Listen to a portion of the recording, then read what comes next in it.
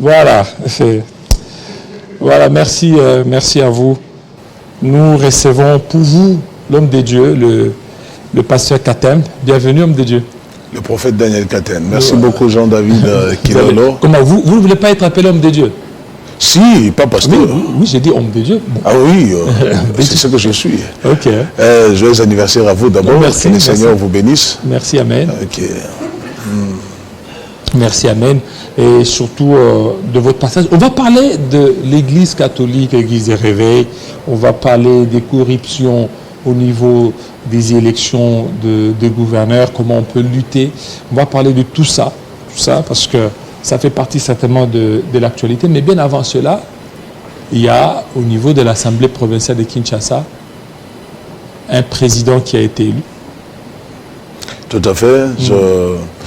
J'ai dit merci au Seigneur parce que c'était un combat que nous avons amené pendant un temps. Le révérend Mbouta Lévi, un frère, l'un de nous, et un homme calme, un homme bien. On s'est connus il y a très longtemps. Il est d'ailleurs dans l'RC. Il est membre de l'RC. Et donc pour nous, on dit on a gagné. Donc à la tête de la nation, c'est un chrétien. À la tête de l'Assemblée nationale maintenant, un chrétien. Un homme de Dieu complet. Parce que on a eu le temps de prier. Il est passé dans des églises. Nous avons prié pour lui. Et le Seigneur avait parlé. Je suis parmi des gens qui avaient organisé d'abord une première prière. Parler qu'il puisse passer. Parce qu'une fois, lui à la tête de l'Assemblée provinciale, beaucoup de choses vont changer. Parce que je connais sa pertinence, je connais comment il fonctionne, et bon va à lui, et le Seigneur est avec lui. Nous attendons le gouverneur qui va l'accompagner, et sûrement que ce sera quelqu'un qui va marcher selon la vision du président de la République. Voilà, merci beaucoup. En attendant, juste quelques minutes, on va prendre la dernière livraison d'informations. Ça sera avec Tambo Héritier. Bienvenue. Merci beaucoup Jean-David Kilolo. Bonjour mesdames, messieurs, ravi de vous retrouver pour la Minute Information ici tout de suite.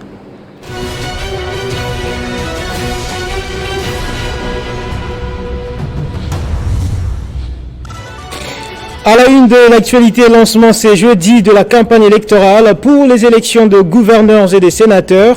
Il s'agit là d'une des étapes ultimes des élections de 2023, souvent reportées visiblement faute des moyens financiers.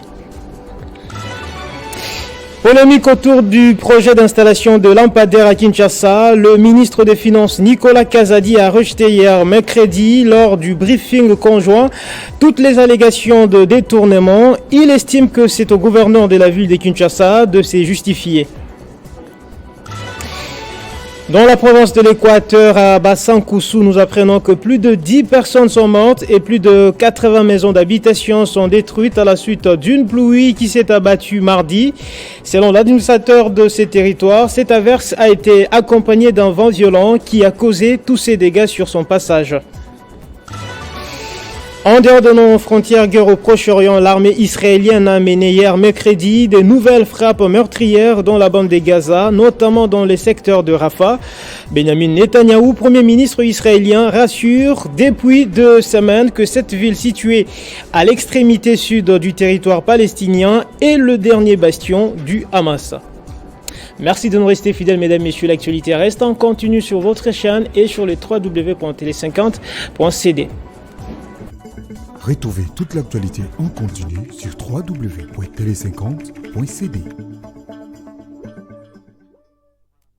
Merci beaucoup. Merci au docteur Adonis, un ancien d'Exavérien, du collège Toutazami à l'ICASI. Merci à vous, docteur. Vous nous suivez à partir de Congo-Brazzaville. Merci aussi pour vos souhaits. Pour vos souhaits, nous sommes vraiment très reconnaissants et très content pour ça. Merci. Merci beaucoup, mon docteur. Voilà. Alors, on était en train de parler de la ville de province de Kinshasa. Le nouveau président qui est là, c'est aussi un pasteur. Oui, c'est aussi un pasteur, encore un autre pasteur qui vient de prendre la tête de l'APK, l'Assemblée provinciale de Kinshasa, le pasteur Mbouta Lévi, un homme que je connais il y a longtemps, un homme bon. Et nous avons eu le temps de prier pour lui quand il a voulu déposer sa candidature. On l'a soutenu et surtout que c'est l'un de nous dans le RC Alors on était obligés, et moi on a organisé des prières, il est passé dans les églises, on a prié pour lui. J'apprécie une chose chez lui, c'était un homme humble et c'est un vrai homme de Dieu. Quand je dis un vrai, et nous allons voir beaucoup de changements à l'APK parce que je connais qui est l'homme. Oui, c'est vrai qu'il sera diriger l'église et diriger une entité politique comme l'APK, ce n'est pas facile. Hein? Non, mais si vous n'êtes pas... Quand Salomon a dirigé la nation, c'était avec la sagesse de Dieu, non? C'est-à-dire qu'une fois que vous avez la sagesse du Seigneur, la révélation de Christ, vous allez diriger partout. Il y a eu un pasteur, après un autre pasteur. Oui, d'accord. Qu'est-ce que Dieu veut nous apprendre? Dieu veut nous apprendre qu'il est temps qu'on comprenne que c'est l'Église qui va sauver la nation. Les gens ne comprennent pas le rôle de l'Église. C'est l'Église qui va sauver la nation. Et quand nous parlons de l'Église, nous parlons de la vraie Église. C'est quoi la vraie Église? C'est l'Église là où nous sommes. C'est l'Église corps du Christ qui est l'Église du réveil du Congo. Vous voyez? C'est-à-dire que il y avait un pasteur qui était le pasteur Godempoy, que je salue en passant, et maintenant que le pasteur Mboutalevi, avec le pasteur Mboutalevi, il y a beaucoup de changements parce que je connais bien l'homme, je connais personnellement. Il y a un prophète âgé, hein, bienvenue, prophète âgé qui me pose la question. Poser la question aussi au l'homme. Quelle sera la particularité des Lévis par rapport au pasteur Godempoy? Bon, en fait, quand Dieu nous envoie ou quand Dieu nous appelle, il donne à tout un chacun sa particularité. La particularité de Lévi et de l'apôtre Mbouta Lévi, on va voir ça pendant qu'il va entrer, quand il sera déjà en mouvement. Jusqu'à là, il n'a pas encore réellement commencé à travailler. Nous allons voir, nous on a confiance parce qu'il est là aussi pour laver l'image de l'Église du réveil du Congo. Qui est Mbouta Lévi? Oui, bien sûr. Il est là aussi pour laver l'image des pasteurs, des hommes de Dieu. Et je connais l'homme il y a longtemps. C'est un homme constant, c'est un homme de caractère. Un homme très intelligent également. Non seulement ça, la volonté de servir. Il a ça depuis longtemps. Il est arrivé là par la volonté du Seigneur. Parce que Dieu nous a parlé à longtemps, on a eu à prier pour lui parce qu'il voulait de ça. Et aujourd'hui, il est arrivé là, nous rendons grâce à Dieu. Et d'ailleurs, il a l'habitude de faire toujours le retour, de voir ses aînés, de voir ceux qui l'ont amené là, pour rendre grâce, pour demander toujours des conseils. Voilà l'avantage. Il rentre pour demander toujours conseil. Et on lui prodigue des conseils. Donc sûrement, on sait qu'avec l'aide du Saint-Esprit, il va réussir sa mission. Alors celui qui était là comme vice-gouverneur, il veut être sénateur, Jekoko Mulumba. Oui, Gérard Mulumba, l'honorable, que je salue, oui, il veut être sénateur et il le sera aussi. Je crois que c'est le numéro 170, oui, il le sera. Sénateur. Oui, il sera parce que, vous savez, Jean-David, les gens aiment parler toujours le mal des autres. Mais on ne regarde jamais du côté positif, du côté bien de l'homme. Et ça, c'est la nature de l'homme. C'est pour cela la Bible dit, même Dieu dit, je me réponds d'avoir créé l'homme. Gérard Mulumba, Jekoko honorable, pour moi, c'est un fils qui vient chez nous à l'église. Vous trouvez en l'homme maintenant là, la maturité, l'humilité et l'amour de Dieu. Et j'ai vu ce que cet homme a fait. À Moamba, à Kingabo, il a battu campagne comme pas possible. Je ne vois pas un candidat qui a battu campagne comme Jekoko Mulumba. Il a vraiment battu campagne et les voix qu'il a obtenues, aucun député provincial ne voit que cet homme a réussi. Et j'ai vu son humilité revenir à l'église, dire merci à l'église, dire merci à Dieu. Et j'ai prié pour lui. Et maintenant là qu'il est candidat, sénateur, moi j'en suis très sûr, très convaincu. Oui, parce que non seulement sénateur, Dieu va l'amener encore plus loin. Mais candidat sénateur, on parle des élections sénatoriales pour C29, mais il y a autre aspect, c'est la corruption. Voilà, c'est ça le problème, vous savez. C'est ça le problème. Corruption, qu'est-ce qui met à l'abri votre frère, votre fidèle Jekoko Mulumba, qui ne puisse pas se livrer à ça, parce qu'aujourd'hui, pour passer, il faut dépenser. Je me rappelle dans le législatif passé, quand ils avaient reçu un mot d'ordre, je lui avais vu entrer dans les urnes voter, le gouverneur, et il avait amené même un caméra stylo, parce qu'il avait fait une émission avec l'un de vos journalistes pour prouver comment il avait voté, parce qu'on l'avait taxé que lui, il avait voté, il avait reçu l'argent. Et heureusement qu'il avait ces preuves. Je connais l'homme. Je ne dis pas quelqu'un que je connais, non, je connais l'homme, je le connais très bien. Pour moi, parce que je lui enseigne la parole du Seigneur, je suis parmi 6 rares serviteurs de Dieu, pasteurs, ou acquis qui ont l'accès dans sa propre maison, où on prend le temps de parler. Donc c'est-à-dire que je connais l'homme, il ne va pas aller là-bas. Jekoko Mulumba n'est pas venu quand même à l'enseignement provincial pauvre. Il n'est même pas entré là-bas tout en étant pauvre. Il avait déjà son argent. C'est ce qui tue notre pays, c'est ça, cette histoire de corruption. Dieu n'aime pas la corruption. C'est pour ça que je suis en train de dire, vous voyez cette union sacrée ici. Moi, je n'appelle pas ça l'union sacrée. Ce n'est pas sacré. Ce qui est sacré n'est pas sale. Ce qui est sacré n'est pas corrompu. Ce n'est pas sacré. C'est l'union des intérêts. Ce n'est pas l'union sacrée. Parce que d'ailleurs, moi j'avais dit ça, et bientôt là vous allez voir, l'union sacrée sera totalement divisée. Il y aura des choses qui vont se passer à l'intérieur, chacun sera dans son coin, parce qu'ils sont là pour leurs propres intérêts. Ils ne sont même pas là pour aider le président de la République. C'est pour cela que vous voyez, les gens se réunissent, il y a des intérêts, il y a de la corruption dedans, parce que c'est la volonté des hommes. Je veux être là et je vais vous donner autant. J'ai vu même pour cette histoire entre les pasteurs Mboutalevi avec le challenger Jésus Noël Cheikh. Mais comment lui il est arrivé à monter jusqu'à avoir 20 voix? Comment? Parce qu'il y a des parce qu'il est aimé, non? Non, mais qu'est-ce qui s'est passé? Parce que tous ils étaient de l'union sacrée. Oui, mais lui il est indépendant. Oui, mais je dis, mais les députés qui ont voté la majorité de l'Assemblée provinciale sont tous de l'union sacrée. Mais qu'est-ce qui s'est passé? Donc là, au fait, aussi longtemps que on ne combattra pas la corruption dans notre nation, dans la politique, dans tous les domaines, vous allez voir que le pays aura toujours des problèmes, car Dieu n'aime pas la corruption. Et ça fait très mal quand on parle de la corruption, c'est souvent que dans le domaine politique. Toujours sur les politiciens. Pourquoi? Parce que là-bas, il y a beaucoup d'argent. Parce que l'argent circule facilement. Quelqu'un qui veut être gouverneur, il est prêt à mettre $1 million de corrompre, parce qu'une fois qu'il est là, il prend la place. Qu'est-ce qu'il va faire? Il cherchera à récupérer son 1 million qu'il a perdu. Alors, il faut attendre. Les gens ne vont pas te voter par rapport à la corruption, mais par rapport à un programme, le message que tu as.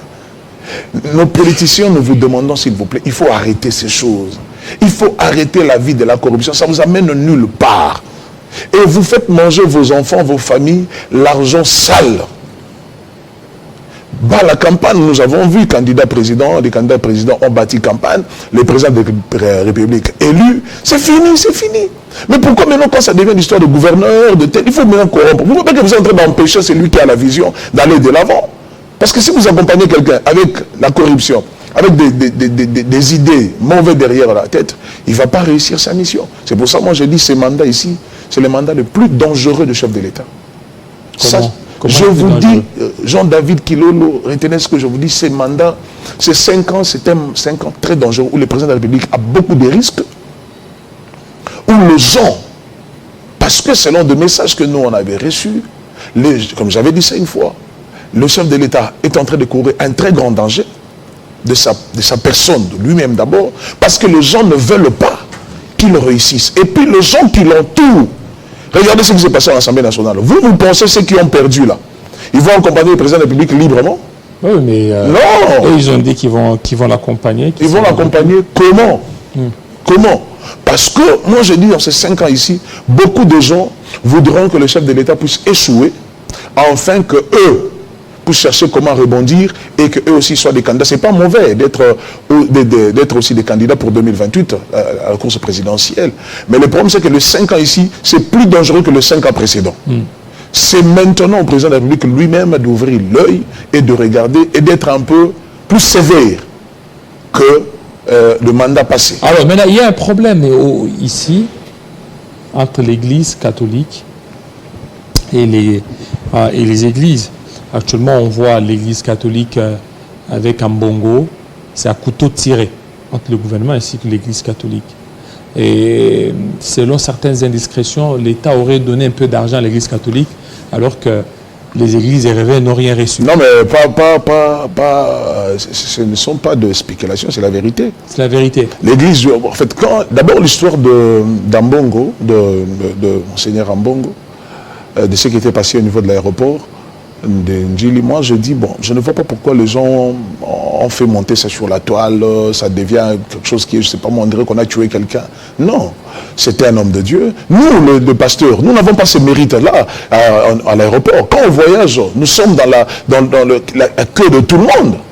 Mais eux, ils ont plus de ce privilège. Pourquoi? Mais nous, on n'en fait pas ça un problème. D'ailleurs, c'est ce que nous sommes en train de travailler, afin que nous aussi, qu'on puisse commencer à bénéficier de ça quand on arrive à l'aéroport, qu'on nous mette dans le salon d'honneur, et quand l'avion atterrit, on nous prend et on nous appelle, on parle. Pourquoi pas nous?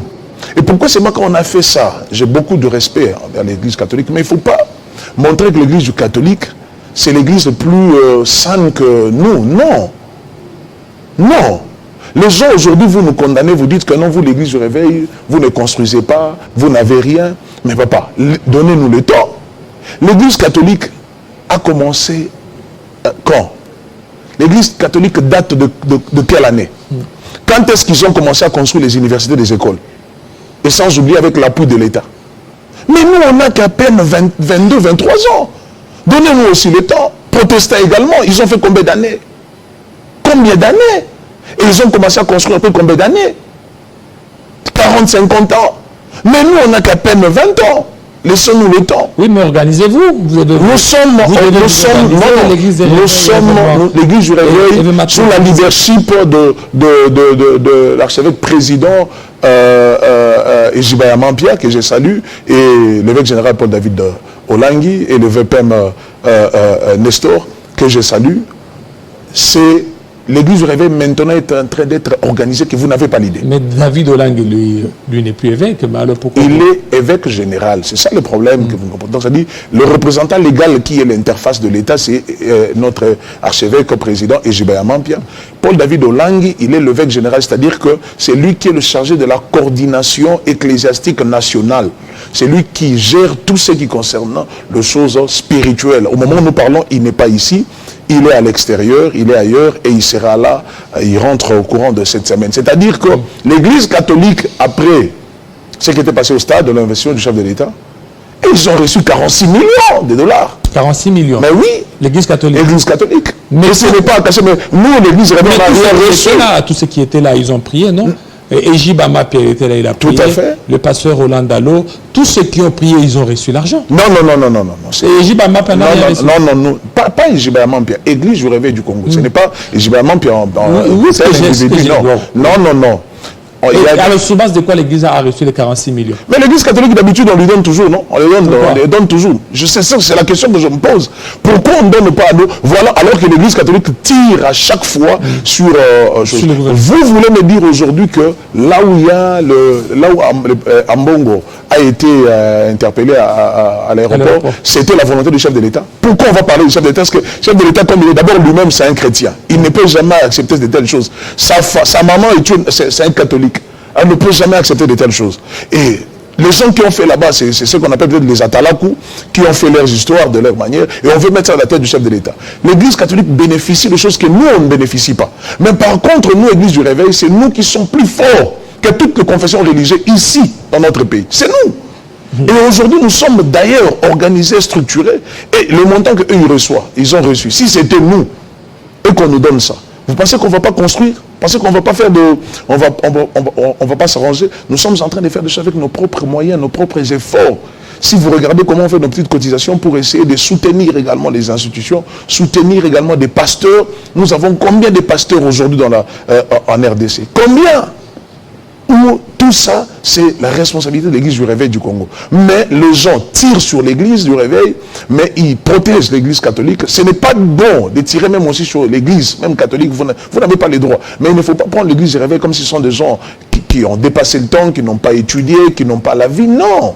Nous sommes totalement différents. Nous sommes une très grande église. Nous, confession religieuse, église du réveil. Ouais. D'ailleurs, actuellement, c'est nous qui sommes en train de chapeauter toutes les 8 confessions. C'est nous qui présidons. Et sous la coordination de le président archevêque, président Ejibaya Mampia. Donc, on ne peut pas nous dire aujourd'hui que nous sommes rien et l'église du réveil n'est rien. Non. Merci beaucoup, homme de Dieu, prophète Daniel Katem, surtout de votre passage pour nous donner beaucoup plus d'éclaircissements sur l'église des réveils, sur l'état de l'église et aussi sur les sénatoriales. Permettez-moi, Jean-David, juste pour clôturer, conclure, je voulais dire un mot à ce qui concerne ce qui se passe à l'Est. Et je le répète encore, comme j'avais dit déjà dans le passé. Vous voyez ce qui se passe en Israël. Israël, il se passe beaucoup de choses là-bas. Tout ce que vous voyez en Israël sont des choses que j'ai prophétisées ici, devant ici. Et voilà aujourd'hui, l'Église a un très grand rôle pour ce qui se passe à l'Est du Congo. Ce n'est pas des lois au Parlement qui va mettre fin à la guerre, mais c'est l'Église. Que les hommes politiques, en commençant par le numéro 1 de notre pays, le chef de l'État, qu'il essaye de rencontrer les hommes de Dieu, qu'il essaie d'inviter les hommes de Dieu, l'église du réveil, parler à eux, avec eux, organiser des prières pour la nation, pas des prières qui se font ici à Kinshasa. Nous nous dirigeons à l'Est. Moi, j'en suis très convaincu et j'ai cette révélation. Cette guerre-là, c'est pour la gloire de l'Éternel en RDC. Nous allons vaincre ces combats. Ici, dans cette nation, c'est le rôle maintenant de l'Église. Et que les hommes de l'Église comprennent qu'il est temps. C'est la fin. Maintenant, on doit arrêter cette hémorragie par l'aide du Seigneur et l'aide du Saint-Esprit. Nous allons vaincre la guerre. Merci beaucoup. Alors, cette fois-ci, on va parler de l'UDPS. On va parler du parti présidentiel, tout de suite.